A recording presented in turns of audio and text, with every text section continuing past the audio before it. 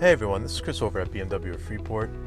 Today I'm going to be teaching you how to connect to Apple CarPlay on your 2021 BMW 3 Series.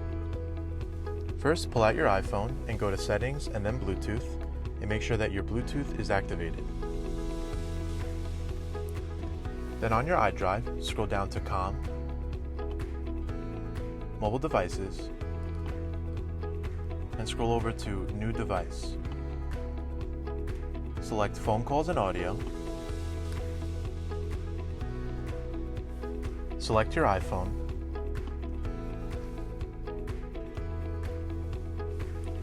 Then on your iPhone, select Pair. Allow contacts and favorites to sync.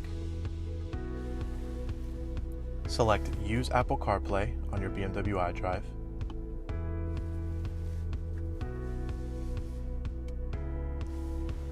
And then on your iPhone, select Use CarPlay.